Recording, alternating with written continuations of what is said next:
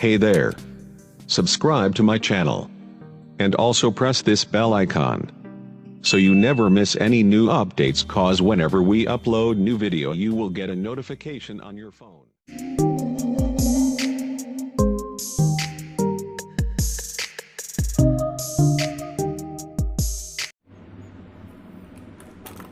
Hello बच्चों, कैसे हो आप सब। तो बेटा हमने लास्ट वीडियो में कुछ केमिकल रिएक्शंस को लिखना सीखा था, ठीक है ना। तो मैं बात करता हूँ, इस वीडियो में हम सीखने वाले हैं कि आज का जो टॉपिक है हमारा वो है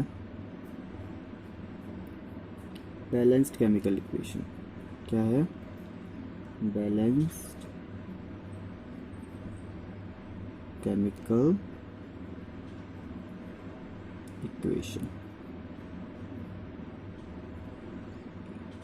बढ़िया टॉपिक है, अच्छा टॉपिक है, और इसको हिंदी में बोला जाता है संतुलित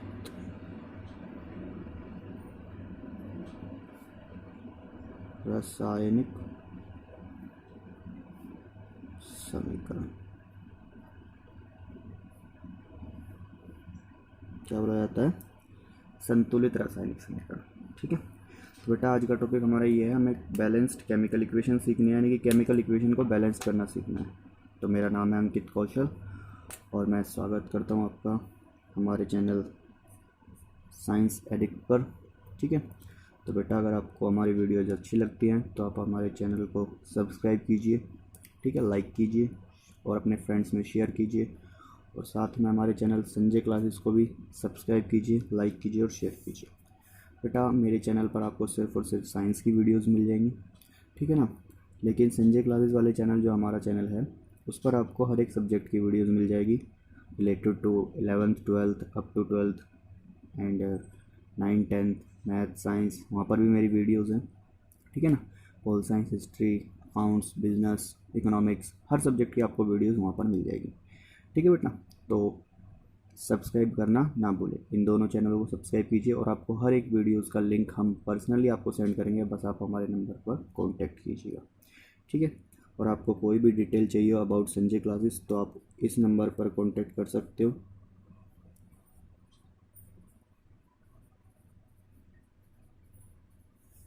और अगर आपको आप इस नंबर पर भी, ये मेरा नंबर है बेटा, कांटेक्ट कर सकते हो, ठीक है। दोनों में से किसी पे भी कांटेक्ट कर सकते हो आप। चलो जी, तो मैं ज़्यादा टाइम वेस्ट ना करते हुए हमारे टॉपिक की बात करता हूँ। सबसे पहली बात तो आती है कि what is balanced chemical equation. मतलब क्या है? मैंने आपको पहले बताया था बेटा, सबसे पहले हमें क्या सीखना होता है, इसका मतलब। इनका मतलब क्या है? संतुलित रासायनिक समीकरण का मतलब क्या है? बैलेंस्ड केमिकल इक्वेशन का मतलब क्या है? देखो पेपर में काफ़ी बार पूछ लिया जाता है और हर एक क्वेश्चन में होता है कि इसकी बैलेंस्ड केमिकल इक्वेशन लिखो, 10th क्लास के लिए बहुत इंपॉर्टेंट है।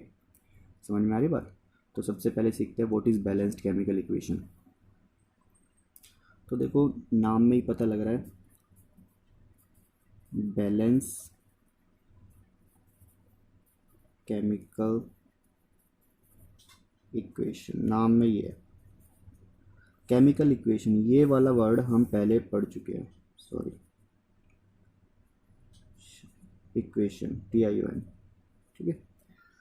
ये वाला वर्ड हम पहले पढ़ चुके हैं, केमिकल इक्वेशन। अभी पिछली वीडियो में हमने केमिकल इक्वेशन पढ़ा था, जिस बच्चे को नहीं पता बेटा पिछली वीडियो जाकर देखो, ठीक है ना। तो पार्ट 2 में हमने वही पढ़ा था, आज ये पार्ट 3 है हमारा, ठीक है। अब बात आती है कि इसमें हमें केमिकल इक्वेशन के बारे में नहीं पढ़ना। केमिकल इक्वेशन तो हम लिखना सीख चुके हैं। केमिकल इक्वेशन क्या थी हमने सीखा था। केमिकल इक्वेशन होती है हमारी the symbolically representation of any chemical reaction. किसी भी केमिकल रिएक्शन की सिम्बोलिकली रिप्रेजेंटेशन, उसको सिम्बल्स के थ्रू, किसके थ्रू? सिम्बल्स के थ्रू रिप्रेजेंट कर देना, उसको केमिकल इक्वेशन बोलते थे, ठीक है। चलो हमने सिम्बल्स के थ्रू रिप्रेजेंट कर ली, लेकिन अब हमें सीखनी है बैलेंस्ड केमिकल इक्वेशन, जिसको हम हिंदी में बोलते हैं संतुलित रासायनिक समीकरण। संतुलित का मतलब क्या है? बैलेंस का मतलब क्या है? बराबर, एक तरह से बोल सकते हैं हम बराबर, दोनों तरफ से बराबर, ये हम बोल सकते हैं। तो बेटा आपको याद होगा कि केमिकल इक्वेशन में हमने दो साइड्स देखी थी, एक तो LHS देखी थी और दूसरी देखी थी RHS, राइट हैंड साइड और लेफ्ट हैंड साइड। तो LHS और RHS में क्या देखा था हमने देखा था एक तरफ होते थे रिएक्टेंट्स, क्या होते थे, रिएक्टेंट्स जिसको हम अभिकारक बोलते हैं, और एक तरफ होते थे हमारे प्रोडक्ट्स रिएक्टेंट्स जिसको हम क्या बोलते थे, उत्पाद बोलते थे। यही हमारे LHS और RHS बनते हैं, ठीक है ना, किसी भी केमिकल रिएक्शन में। तो अब बात आती है कि इसको बैलेंस्ड करना सीखना है, क्या करना सीखना है, उसको संतुलित करना सीखना है, यानी कि उनको बराबर करना सीखना है। समझ में आ रही बात? तो सबसे पहले बात आती है कि हम ये क्यों कर रहे हैं, क्या हम ये क्यों कर रहे हैं, ठीक है, ये चीज़ हमें सीखनी है कि हम क्यों कर रहे हैं, वाई। किसी भी केमिकल इक्वेशन को हम बैलेंस्ड क्यों करते हैं, वाई। सबसे पहली बात बेटा, अगर आपने 9th क्लास का थोड़ा याद है आपको, तो हमने वहाँ पर एक लॉ पढ़ा था जिसको हम बोलते हैं लॉ ऑफ कंजर्वेशन ऑफ मास। क्या बोलते हैं, लॉ ऑफ कंजर्वेशन ऑफ मास। जिस बच्चे को याद नहीं बेटा, पुरानी बुक निकालो, ठीक है ना, 9th की बुक निकालो, फ्री हो घर पे, लॉ ऑफ कंजर्वेशन ऑफ मास को रिकॉल करो, उसको रिकॉल करो, उसमें देखो हमने क्या पढ़ा था। तो उसमें हमने पढ़ा था, मैं आपको बता दूं कि किसी भी केमिकल रिएक्शन में, इन एनी केमिकल रिएक्शन, किसी भी रासायनिक अभिक्रिया में ना तो मास क्रिएट होता है, यानी कि मास का, यानी कि जो द्रव्यमान होता है उसका निर्माण नहीं होता, ठीक है ना, तो मास क्रिएट होता है, और ना ही मास क्या होता है, डिस्ट्रॉय होता है, यानी कि वहाँ पर विनाश भी नहीं होता। तो किसी भी केमिकल रिएक्शन में mass neither be created not be destroyed. समझ में आ रही बात? तो यही हमारा क्या कहता है, लॉ ऑफ कंजर्वेशन ऑफ मास कहता है। लॉ ऑफ कंजर्वेशन ऑफ मास हमें यही कहता है कि मास ना तो किसी केमिकल रिएक्शन में खुद से बनेगा और ना ही खुद से उसका विनाश होगा। मतलब कि जैसे कि अगर वो बोला जाता है, मैं मास की बात लेता हूँ डायरेक्ट, वो कहता है अगर हमने कोई भी ए सब्सटेंस बी सब्सटेंस में मिलाया और वहाँ पर सी सब्सटेंस का अगर निर्माण हुआ है, तो इसका मतलब ये है कि जो ए पदार्थ था हमारा, अगर वो मान लो 10 ग्राम है और साथ में जो बी पदार्थ है वो भी 10 ग्राम है, तो जो हमारा सी पदार्थ आएगा वो इन दोनों के बराबर होगा, यानी कि 20 ग्राम होगा। ठीक है, ये हमारा कहता है लॉ ऑफ कंजर्वेशन ऑफ मास। समझ में आ रही बात?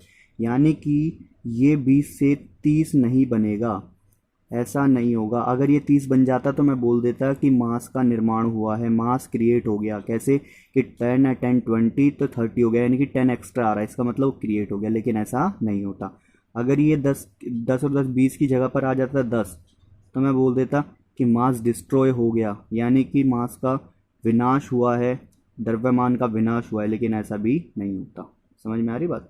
तो यानी कि जितना मास यहाँ पर रिएक्टेंट्स का होता है उतना ही किसका होता है, प्रोडक्ट का होता है। इसीलिए बोला जाता है law of conservation of mass state that mass neither be created not be destroyed in any chemical reaction. On the other hand हम बोल सकते हैं कि इन द अदर वर्ड्स हम बोल सकते हैं कि टोटल मास ऑफ रिएक्टेंट्स, क्या बोल सकते हैं हम यहाँ पर ध्यान देना है, क्या टोटल मास ऑफ रिएक्टेंट्स। बेटा नोट्स आपको मिल जाएंगे, आप बस मेरे को डायरेक्ट मैसेज कर देना, मैं आपको नोट्स प्रोवाइड करा दूँ।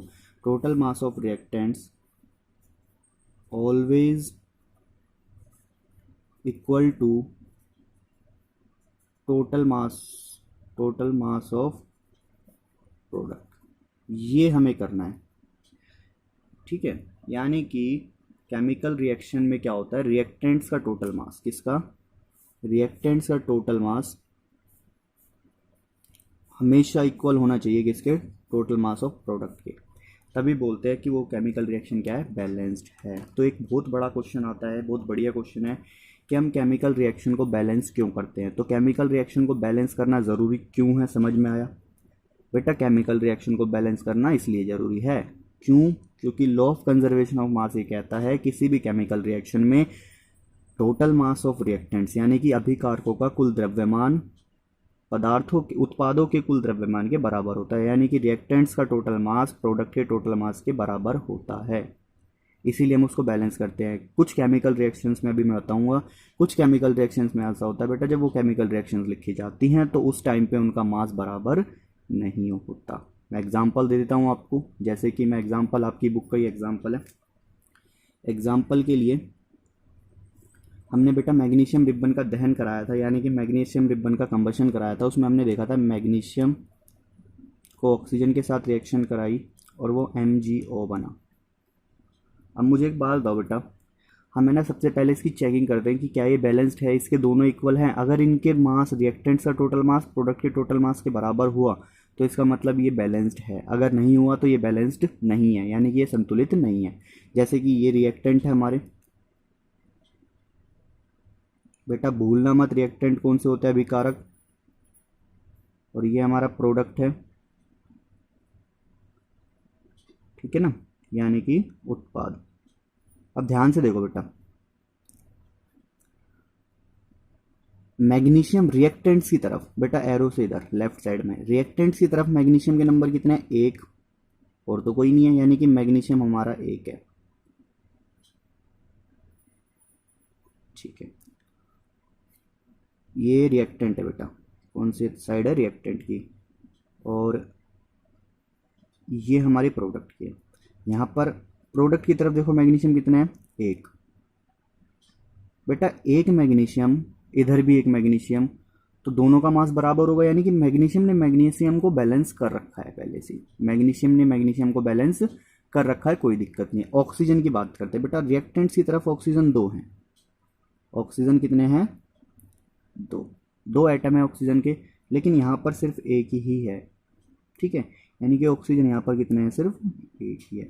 अब बात आती है ये दोनों बैलेंस नहीं है, यानी कि रिएक्टेंट में, अभिकारकों में ऑक्सीजन 2 हैं, लेकिन उत्पादों में यानी कि प्रोडक्ट में ऑक्सीजन हमारा सिर्फ 1 है। तो इसको बोलते हैं अनबैलेंस्ड केमिकल इक्वेशन। क्या बोलते हैं, असंतुलित रासायनिक समीकरण, यानी कि unbalanced chemical equation. Unbalanced chemical equation क्यों बोला, क्योंकि ये बैलेंस्ड नहीं है। यहाँ पर Mg1 है, यहाँ पर Mg1 है, यहाँ पर ऑक्सीजन 2 है, यहाँ पर 1 है, ये बैलेंस नहीं हुआ। समझ में आ रही है बात, तो इसलिए हम इसको क्या बोलते हैं, अनबैलेंस्ड केमिकल इक्वेशन। और एक आपको एक नाम और बताता हूँ बेटा, अनबैलेंस्ड केमिकल इक्वेशन को ही स्केलेटल इक्वेशन भी बोला जाता है, यानी कि असंतुलित रासायनिक समीकरण को ही हम क्या बोलते हैं, कंकाली समीकरण भी बोलते हैं। समझ में आ गई बात, तो अनबैलेंस्ड केमिकल इक्वेशन क्या होती है पता लगा। चलिए हमने इतना सीख लिया कि अनबैलेंस्ड केमिकल इक्वेशन क्या होती है, वो पता लग गया। अब हम आगे चलते बेटा,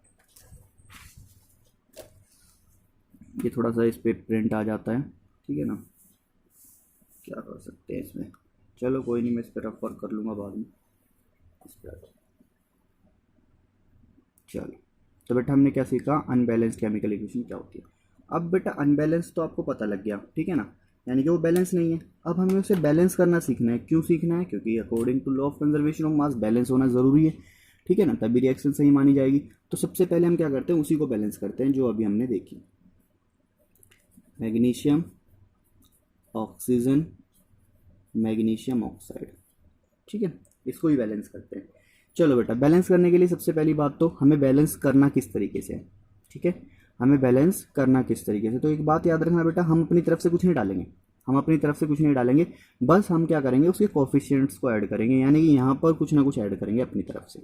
बेटा आपको याद रखना है, आपको एटम नहीं ऐड करने। क्यों एटम ऐड नहीं करने, क्योंकि बेटा एटम आप थोड़ी ना ऐड कर सकते हो, आपके पास एटम नहीं है। समझ में आ रही बात, तो हम क्या करेंगे, सिर्फ और सिर्फ क्या करेंगे, कोफिशिएंट्स ऐड करेंगे। समझ में आ रही बात, यानी कि उसके मोल्स, ठीक है, सीख जाओगे धीरे धीरे, टेंशन मत लो बिल्कुल भी, ठीक है। अब कैसे करेंगे देखो पहले, तो बेटा मैग्नीशियम इधर 1 है, यहाँ पर भी 1 है, यानी कि रिएक्टेंट में भी 1 है, प्रोडक्ट में भी 1 है, तो मैग्नीशियम तो बराबर है, मैग्नीशियम को ऐड करने की जरूरत नहीं है, दिक्कत कोई खत्म, मतलब दिक्कत नहीं है इससे। ऑक्सीजन के यहाँ पर 2 एटम है, यहाँ पर 1 एटम है, तो यहाँ पर अब यहाँ पर डिफरेंस आ गया, यानी कि ये बराबर नहीं हुए, यानी कि रिएक्टेंट की तरफ ऑक्सीजन 2 और इधर 1, ये तो बड़ी नाइंसाफ़ी है। यानी कि प्रोडक्ट की तरफ भी 2 होने चाहिए, प्रोडक्ट की तरफ भी 2 होने चाहिए, प्रोडक्ट की तरफ भी 2 होने चाहिए।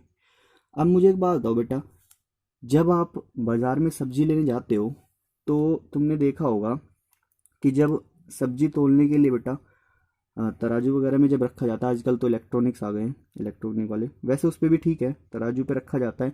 तो जब हमारी सब्जी जितनी हमने लेनी होती है और उससे कम होती है, लेट सपोज हमने आधा किलो सब्जी लेनी है और अभी आधा किलो हुई नहीं है, तो हम क्या ऐड करते हैं, सब्जी ऐड करते हैं, सिंपल सी बात है। अगर आपको पुराने तराजू याद है जिसमें एक तरफ बाट रखे जाते थे, ठीक है, दूसरी तरफ सब्जी होती थी, तो उसमें देखा होगा तुमने कि अगर हम आलू तुलवा रहे हैं तो आलू एक तरफ कम है तो उसमें आलू ऐड किए जाते हैं। कहने का मतलब ये है कि जो चीज़ कम है उसमें वही चीज़ ऐड की जाती है, और जिधर कम होती है उधर ऐड की जाती है। सिंपल सा लॉजिक है और कुछ नहीं है। तो बेटा यहाँ पर भी जो चीज़ कम है वही ऐड करेंगे और उस तरफ ऐड करेंगे जिधर कम है, सीधी सी बात है। तो यहाँ पर ऑक्सीजन कम है किस तरफ, प्रोडक्ट में, तो प्रोडक्ट में हम ऑक्सीजन ऐड करेंगे ना। यहाँ पर हम ऑक्सीजन के आइटम नहीं डाल रहे बेटा, हम उसके कोफिशिएंट्स ऐड करेंगे। समझ में आ रही है क्या कह रहा हूँ मैं? तो हम यहाँ पर ऑक्सीजन के कोफिशिएंट्स ऐड करेंगे। तो हम क्या करेंगे इसमें, हम कुछ नहीं करेंगे, हम किसी चीज़ को नहीं छेड़ेंगे, हम मैग्नीशियम को ऐसे ही लिख लेंगे ऑक्सीजन। अब यहाँ पर ऑक्सीजन कम थे और कितने कम थे, एक कम था। तो बेटा यहाँ पर इस तरफ ऑक्सीजन, इस तरफ ऑक्सीजन 2 है, इधर 1 है, ठीक है ना। तो यहाँ पर हम क्या करेंगे, ऑक्सीजन को ऐड कर लेंगे। समझ में आ रही है बात? बोलो चलो। तो ऑक्सीजन को कैसे करेंगे, हमने यहाँ पर भी इसके सामने Mg2। अब यहाँ पर देखो मैंने यहाँ पर 2 कोफिशिएंट ऐड कर दिया, यानी कि मेरा ऑक्सीजन कितने हो गए, 2 हो गए। समझ में आई बात? लेकिन एक गलती यहाँ पर, गलती नहीं, एक चीज़ में डिफरेंस आ गया। क्या? अब मैं दोबारा चेक करता हूँ इसको। देखो मैग्नीशियम 1, लेकिन यहाँ पर तो मैग्नीशियम 2 है। समझ में आई बात? बोलो। तो अभी ये बैलेंस नहीं है। यहाँ पर मैग्नीशियम 1 है, देखो ऑक्सीजन तो 2 है लेकिन यहाँ पर ऑक्सीजन भी 2 है, लेकिन यहाँ पर मैग्नीशियम 1 है, यहाँ पर मैग्नीशियम 2 हो गए। तो अब मुझे क्या करना पड़ेगा, अब किधर कम है, अब बेटा रिएक्टेंट पे कम है। कौन कम है, मैग्नीशियम कम है। कितने कम है, 1 कम है जी। तो मैंने क्या करा, यहाँ पर भी 2 लगा दिया। तब आप देखो ध्यान से, अब ये केमिकल इक्वेशन बैलेंस है। यहाँ पर 2 मैग्नीशियम और यहाँ पर भी 2 मैग्नीशियम, यहाँ पर 2 ऑक्सीजन, यहाँ पर भी 2 ऑक्सीजन। समझ में आई बात? अब एक बात बताओ, क्या इस रिएक्टेंट्स का, इन पूरे रिएक्टेंट्स का मास इस पूरे प्रोडक्ट के बराबर नहीं आएगा? दोनों बराबर आएंगे। क्यों आएंगे बराबर? बेटा जब numbers of atoms, similar atom same है तो सिंपल सी बात है बराबर ही आएगा। समझ में आई बात? तो इस तरीके से कुछ केमिकल इक्वेशन को हम क्या करते हैं, बैलेंस करते हैं। ठीक है, ये तो सिंपल सी केमिकल इक्वेशन थी, ज़्यादा दिक्कत नहीं थी। समझ में आ रही बात? तो सबसे पहले क्या करना होता है, हमें चेक करना होता है कि केमिकल इक्वेशन बैलेंस्ड है या नहीं है। अगर बैलेंस्ड है तो उसको छेड़ने की ज़रूरत नहीं है, अगर वो बैलेंस्ड नहीं है तो उसको फिर बैलेंस करना होता है। तो बैलेंस्ड होना या ना होना कैसे पता लगता है, आपको चेक करना होता है नंबर ऑफ एटम्स। समझ में आ रही? रिएक्टेंट्स की तरफ और प्रोडक्ट की तरफ, अगर वो सेम है तो बैलेंस्ड है, नहीं है सो नहीं बैलेंस्ड है। जैसे कि मैं आपके सामने एक रिएक्शन लिख रहा हूँ, उसमें चेक करेंगे हम, आपकी बुक की ही रिएक्शन है। जिंक को हमने डाला H2SO4 में और उसने बनाया जिंक सल्फेट, साथ में हाइड्रोजन गैस का इवोल्यूशन। इसमें चेक करते हैं कि केमिकल रिएक्शन बैलेंस्ड है या नहीं है। तो ध्यान से देखो, जिंक 1 है यहाँ पर, प्रोडक्ट की तरफ भी 1 है, कोई दिक्कत नहीं है। तो हम इसको लिख लेते हैं, इधर साइड में कोई भी टेबल बना सकते हो, रिएक्टेंट प्रोडक्ट। समझ में आई बात? ठीक है, तो रिएक्टेंट में क्या है, जिंक कितने हैं, 1 है, और प्रोडक्ट में भी जिंक कितना है, 1 है। अब दूसरी चीज़ देखते हैं, हम हाइड्रोजन को लेते हैं। हाइड्रोजन कितने हैं रिएक्टेंट में, 2 हैं। प्रोडक्ट में कितने हैं हाइड्रोजन, 2 हैं। ठीक है, अब सल्फर की बात कर लेते हैं। तो सल्फर यहाँ पर 1 है, दिखाई दे रहा होगा रिएक्टेंट में, यहाँ पर भी सल्फर क्या है, 1 है। तो हम सल्फर की बात कर लेते हैं, सल्फर 1 है और उधर भी सल्फर 1 है। अब बात कर लेते हैं ऑक्सीजन की। तो ऑक्सीजन यहाँ पर कितने, 4 है, यहाँ पर भी ऑक्सीजन कितने हैं, 4 है। लो जी, ऑक्सीजन यहाँ पर 4 है और यहाँ पर भी ऑक्सीजन कितने हैं, 4 है। तो आपने एक चीज़ देखी कि यहाँ पर तो सारे के सारे स्पीसीज, सारे के सारे एलिमेंट्स, सारे के सारे जो हमारे एटम्स हैं वो क्या है, बराबर है। ठीक है, तो यानी कि it is already balanced chemical equation, यानी कि ये पहले से ही बैलेंस्ड है। तो हमें सबसे पहले क्या करना है बेटा, चेक करना है कि वो बैलेंस्ड है या नहीं है। अगर वो बैलेंस्ड है तो आपको उसको नहीं छेड़ना है। समझ में आई बात? तो ये तरीका था हमारा बैलेंस्ड केमिकल इक्वेशन को चेक करने का। अब अगर मान लो हमने केमिकल इक्वेशन को चेक कर लिया है, ठीक है, अगर वो बैलेंस नहीं है, अगर वो बैलेंस नहीं है, तो मैंने बैलेंस ना होने वाली का एक नाम बताया था, क्या, स्केलेटल इक्वेशन। अगर कोई रिएक्शन स्केलेटल इक्वेशन है, यानी कि कंकाली समीकरण है, तो हमें उसे बैलेंस करना ज़रूरी होता है, यानी कि उसको बैलेंस करना ज़रूरी है। रिएक्टेंट्स का टोटल मास, यानी कि कुल द्रव्यमान, अभिकारकों का कुल द्रव्यमान उत्पाद के कुल द्रव्यमान के बराबर होना चाहिए, यानी कि रिएक्टेंट्स का टोटल मास प्रोडक्ट के टोटल मास के इक्वल होना चाहिए। अभी देखो सारे बराबर थे ना, तो इनके रिएक्टेंट्स का टोटल मास और प्रोडक्ट का टोटल मास बराबर होगा, टेंशन मत लो उस चीज़ की। ठीक है, अब मैं आपको एक बात करके भी दिखा दूंगा, ठीक है ना, कैसे मैं मास की बात कर रहा हूँ। तो चलो तो अब हम सीखते हैं केमिकल इक्वेशन को बैलेंस करना। ठीक है, क्या सीखते हैं? केमिकल इक्वेशन को बैलेंस्ड करना। तो मैं यहाँ पर एक कुछ, अब हमें ना इस केमिकल इक्वेशन को बैलेंस करने के लिए कुछ रूल का पता होना ज़रूरी है। ठीक है, वो रूल क्या है? ठीक है ना, उससे रूल नहीं है असल में, वो क्या है कि केमिकल इक्वेशन उससे बैलेंस करना थोड़ा आसान पड़ जाता है। क्या पड़ जाता है? केमिकल इक्वेशन को बैलेंस करना थोड़ा सा आसान पड़ जाता है। कुछ स्टेप्स है, ठीक है ना, उसको करना हमें, केमिकल इक्वेशन को बैलेंस करना आसान पड़ जाता है। तो सबसे पहले हम क्या करेंगे, कुछ स्टेप्स सीखते हैं। कुछ स्टेप सीखते हैं। स्टेप वन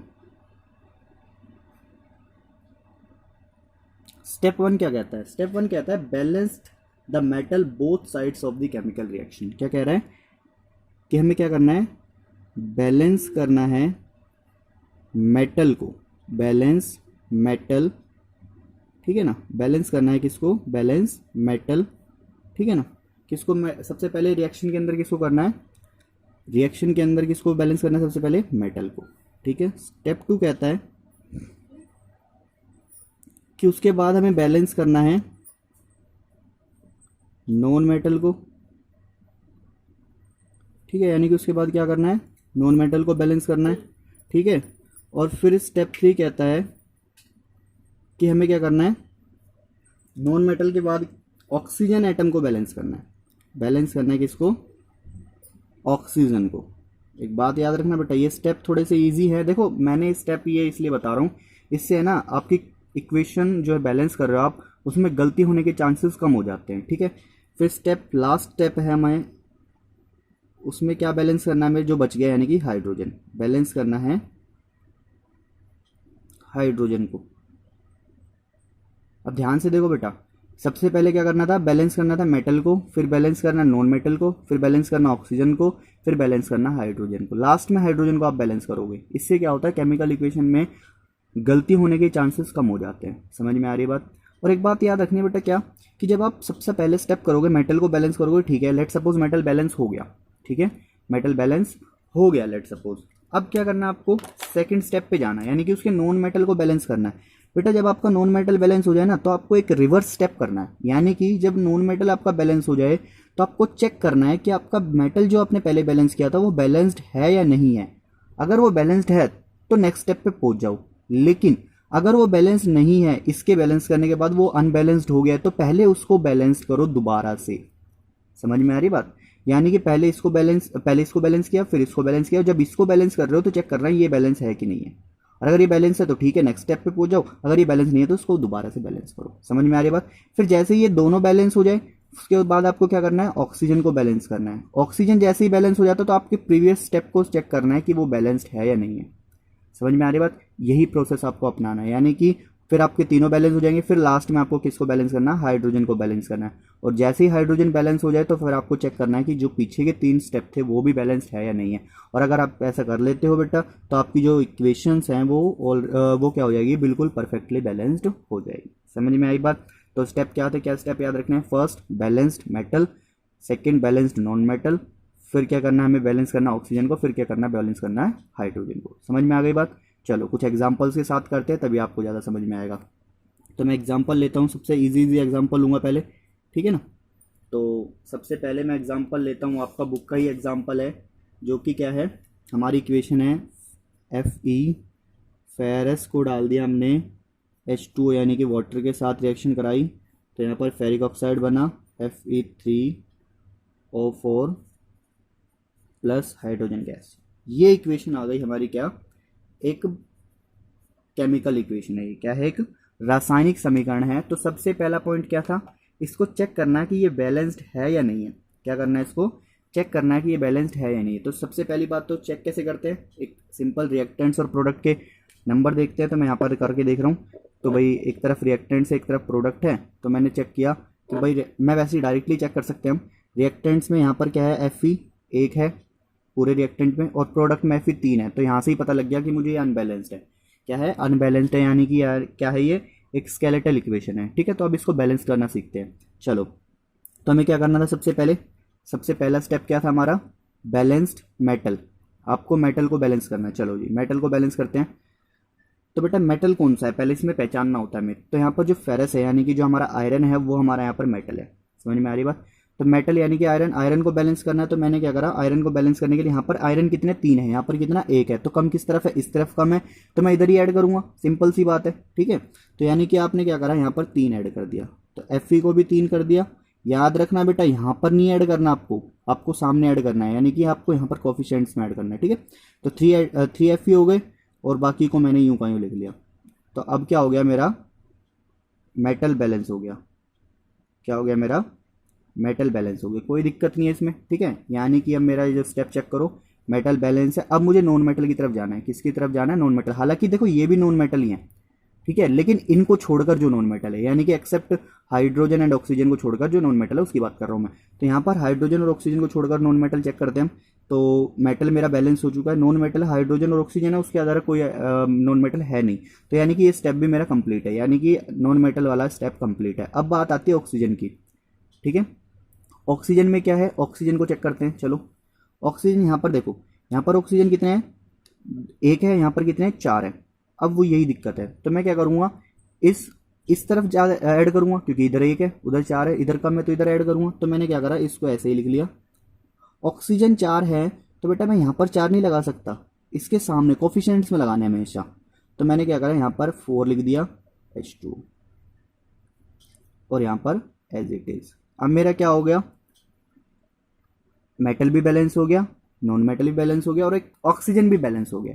अब मुझे चेक करना है क्या, जब मैंने ऑक्सीजन को बैलेंस किया है तो मुझे चेक करना है कि ये और ये बराबर है या नहीं है, ये तो बैलेंस है या नहीं है। तो मैंने चेक किया कि जब मैंने ऑक्सीजन को बैलेंस किया तो मेरे Fe में कोई दिक्कत आई, Fe3 है, Fe3 है, कोई दिक्कत नहीं आई। ऑक्सीजन 4 ठीक है। अब मैं बात करता हूँ लास्ट स्टेप की, यानी कि हाइड्रोजन की। हाइड्रोजन में कितना है, हाइड्रोजन को बैलेंस करते हैं। तो हाइड्रोजन को बैलेंस करने के लिए ध्यान से देखो, हाइड्रोजन इधर यहाँ पर कितने हैं, 2 हैं और यहाँ पर कितने हैं, 4 और 4 दूनी 8, यानी कि यहाँ पर टोटल रिएक्टेंट में 8 हाइड्रोजन और यहाँ पर सिर्फ 2। तो मैं इसको बैलेंस करने के लिए क्या करूँगा, यहाँ पर भी 4 ऐड कर दूंगा। समझ में आई बात, यानी कि यहाँ पर भी अब 8 हो गए, यहाँ पर भी अब 8 हो गए। अब मेरे सारी चीज़ें मैंने स्टेप पूरे कर लिए, अब मैं चेक करूँगा सबको एक साथ, ठीक है। तो मैं इसको पहले लिख लेता हूँ साथ अच्छे से। देखो मैं इतने स्टेप कर रहा हूँ, लेकिन जब आप अच्छे से सीख जाओगे तो आप एक ही स्टेप में कर दोगे सारा। समझ में आ रही बात। तो Fe3O4 4H2 सॉरी। अब चेक करो, Fe3 है, Fe3 है इधर, बराबर है, कोई दिक्कत नहीं है। उसके बाद मेटल हो गया। नॉन मेटल कौन सा था हमें, एक्सेप्ट हाइड्रोजन और ऑक्सीजन को छोड़ के कोई भी नहीं था, वो तो बैलेंस है, फिर तो कोई दिक्कत नहीं है। फिर बात आती है ऑक्सीजन की। तो ऑक्सीजन यहाँ पर कितने हैं, यहाँ पर ऑक्सीजन 4 है, इधर और कोई ऑक्सीजन नहीं है, और यहाँ पर भी ऑक्सीजन कितने हैं, 4 है, कोई दिक्कत नहीं है, ये भी बैलेंस है। हाइड्रोजन की अगर बात करें तो इस साइड में हाइड्रोजन 8 है, 4 दूनी 8, और इधर भी हाइड्रोजन कितने हैं, 8 हैं, 4 दूनी 8। तो यानी कि this is the balanced chemical equation, ये हमारी क्या हो गई, एक बैलेंस्ड केमिकल इक्वेशन हो गई। समझ में आई बैलेंस करना, बोलो। तो बेटा ये होता है बैलेंस करना किसी भी केमिकल रिएक्शन को। समझ में आ रही बात, बोलो। तो बेटा आपको आई थिंक समझ में आ रहा होगा कि कैसे केमिकल रिएक्शन को बैलेंस किया जाता है। चलो एक और देखते हैं हम, ठीक है ना, केमिकल इक्वेशन को बैलेंस करना और देखते हैं। ये बीच में अलार्म बज गया था मेरा। चलो जी एक रिएक्शन और देखते हैं, डिस्टर्बेंस के लिए सॉरी बेटा। एग्जाम्पल है हमारा, एक और एग्जाम्पल कर लेते हैं साथ में। बुक से ही एग्जाम्पल ले रहा हूँ, टेंशन मत लेना बिल्कुल भी, ठीक है। और ये आपका एक तरह से होमवर्क भी है बेटा, ठीक है ना। जो मैं इक्वेशन करके दिखा रहा हूँ उसको तो मैं खुद से भी बैलेंस करना है। तो मैं एग्जाम्पल्स जो तुम्हारे ले रहा हूँ वो मैं ले रहा हूँ तुम्हारी NCERT की एक्सरसाइज में से ही, ठीक है। एक्सरसाइज का क्वेश्चन है, 1 मिनट में एक्सरसाइज का क्वेश्चन निकाल लेता हूँ। हाँ, एक्सरसाइज का क्वेश्चन नंबर 6, एक्सरसाइज का क्वेश्चन नंबर 6 है। उसकी इक्वेशन है HNO3, अच्छी इक्वेशन है, कैल्शियम हाइड्रोक्साइड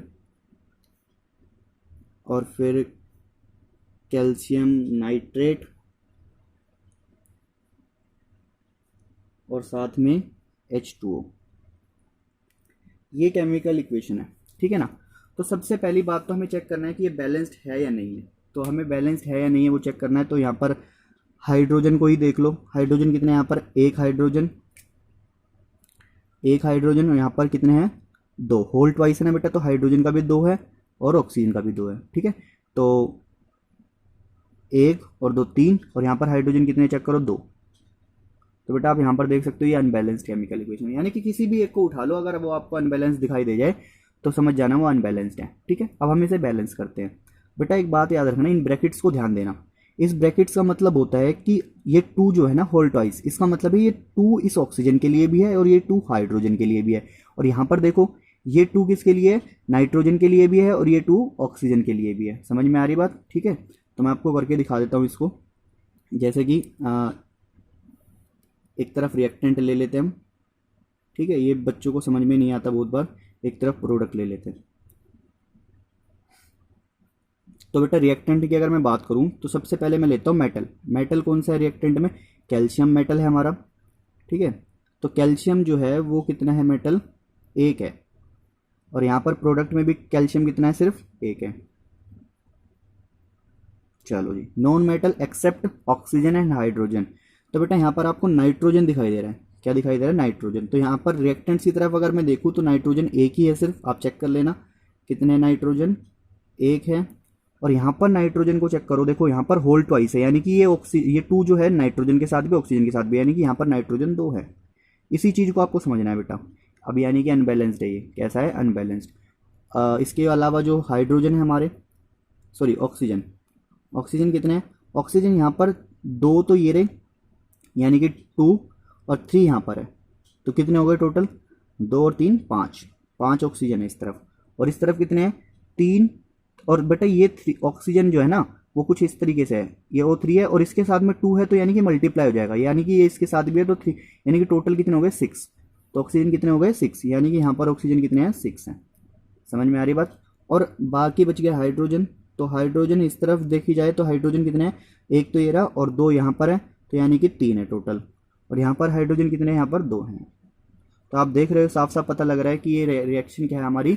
सीधी सीधी अनबैलेंस्ड है। क्योंकि देखो यहाँ पे, चलो ये तो बैलेंस है दोनों, ठीक है ना, ये देखो ये अनबैलेंस है, ठीक है, और ये भी अनबैलेंस है और ये भी अनबैलेंस है। ठीक है, तो हम इसको बैलेंस करते हैं। हम क्या करते हैं?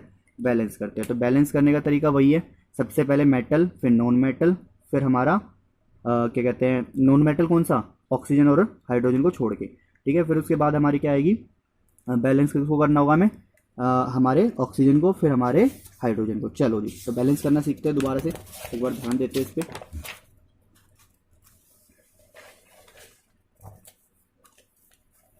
चलो, तो मैं इक्वेशन को दोबारा लिख लेता हूँ और अपने स्टेप के थ्रू बैलेंस करते हुए चलते हैं इसको। तो इक्वेशन थी हमारी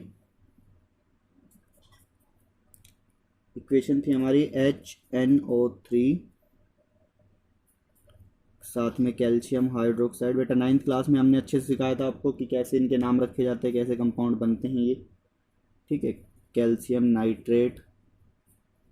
और जिस बच्चे को नहीं आता बेटा, तो मेरे चैनल पे ही, इसी चैनल पे आपके क्या है, केमिकल फार्मूले वाली जो रिएक्शन वो है वीडियोस, उसको अच्छे से देखना। ठीक है, कैसे केमिकल फार्मूले बनाए जाते हैं। 2 वीडियो हैं, एक में हमने आयन के बारे में बात करी, एक पॉलीएटॉमिक आयन और एक एटॉमिक आयन।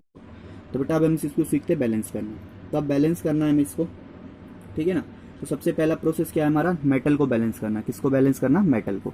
तो सबसे पहले देखो मेटल हमारा कैल्शियम है, तो कैल्शियम 1 है, तो ये तो ऑलरेडी बैलेंस है। ठीक है, मैं यहाँ पर लिख देता हूँ। क्या करना है? पहले मेटल, उसके बाद नॉन मेटल, उसके बाद ऑक्सीजन, उसके बाद हाइड्रोजन। ठीक है, यही करेंगे हम। चलो, तो मेटल तो हमारा कैल्शियम है, मेटल तो ऑलरेडी बैलेंस है, यानी कि मेरा मेटल बैलेंस है। ठीक है, अब हमें चलना है नॉन मेटल पे। नॉन मेटल ऑक्सीजन और हाइड्रोजन को छोड़ के। तो नॉन मेटल जो है ऑक्सीजन और हाइड्रोजन को छोड़ के जो मेरा नॉन मेटल है वो है मेरा नाइट्रोजन यहाँ पर। ठीक है, क्या है? नाइट्रोजन। अब ध्यान से देखना बेटा, नाइट्रोजन अगर मैं उसमें पीछे देखें तो हम नाइट्रोजन हमने देखा था, नाइट्रोजन यहाँ पर 1 है इस पूरे रिएक्टेंट्स में। अभिकारकों की तरफ नाइट्रोजन की संख्या 1 है और यहाँ पर नाइट्रोजन की संख्या 2 है, तो यानी कि मैं यहाँ पर क्या करूँगा? 2 लगा दूंगा। ठीक है, तो इस तरफ मैंने क्या करा? कोफिशिएंट में इसके 2 ऐड कर दिया, 2HNO3 कैल्शियम हाइड्रोक्साइड, और हमारा क्या बन गया? कैल्शियम नाइट्रेट NO3 का होल ट्वाइस H2O। अब मैंने 2 लगा दिया, यानी कि अब मेरा नॉन मेटल भी बैलेंस हो चुका है। ठीक है, यानी कि देखो नाइट्रोजन 2, वहाँ पर भी 2। अब बात आती है क्या इस 2 लगाने से क्या मेरे मेटल पर फ़र्क पड़ा? तो मैंने चेक किया, कैल्शियम तो एक है, मेटल पर कोई फ़र्क नहीं पड़ा, यानी कि ये स्टेप भी कंप्लीट हो गया। अब नेक्स्ट स्टेप पे चलते हैं ऑक्सीजन वाले पर। ऑक्सीजन वाले पर चलते हैं, ऑक्सीजन को बैलेंस करते हैं। तो ऑक्सीजन चेक करता हूँ मैं कितने हैं। तो बेटा यहाँ पर ये ऑक्सीजन, ये तो इसके लिए भी, यानी कि ये 2 सबके लिए बेटा, इस तीनों के लिए ये 2, समझ में आ रही बात? तो ये 2 इसके लिए है, यानी कि O3 का 2 बार, यानी कि 3 3 दूनी 6, यानी कि ऑक्सीजन 6 तो यहाँ पर हो गए, और यहाँ पर कितने हैं? ये 2 इस ऑक्सीजन के लिए भी और हाइड्रोजन के लिए भी, यानी कि 6 इस तरफ और 2 इस तरफ, यानी कि टोटल हो गए 8। यानी कि ऑक्सीजन के नंबर टोटल 8 हैं अभी के टाइम पे। और यहाँ पर ऑक्सीजन के नंबर कितने हैं? 3 दूनी 6, 6 और यहाँ पर एक 7, यानी कि यहाँ पर एंड की टोटल 7, यानी कि यहाँ पर 8 और यहाँ पर कितने? 7। तो किधर कम है? इस तरफ कम है, तो आपको इस तरफ ऐड करने पड़ेंगे ऑक्सीजन। समझ में आ रही क्या कह रहा हूँ मैं? बोलो। तो मैंने क्या करा, ऑक्सीजन को इधर ऐड किया। तो मैंने क्या करा, देखो इधर ध्यान से। तो मैंने इसको पहले ऐसे ही लिखा 2NO3 plus calcium hydroxide, calcium nitrate plus में, अब यहाँ पर मैं क्या करूँगा, इसमें ऐड करूँगा। तो मैंने यहाँ पर लगा दिया 2H2O।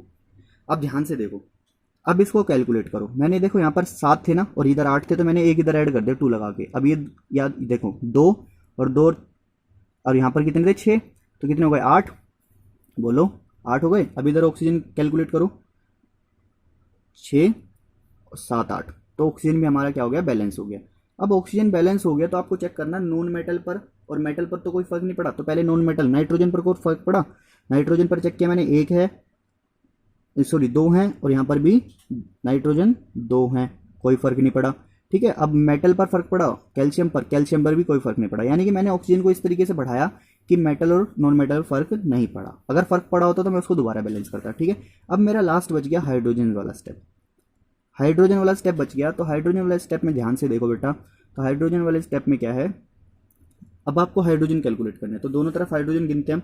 तो पहले तो 2 तो ये रहे, ठीक है, इस तरफ इसमें कितने? 2 हाइड्रोजन, और इसमें कितने हाइड्रोजन? 2 इसमें है। चलो, तो टोटल कितने हो गए इसमें? 4 हाइड्रोजन हो गए रिएक्टेंट की तरफ। अब इसमें कैलकुलेट करो हाइड्रोजन, इसमें तो एक भी हाइड्रोजन नहीं, इसमें 4।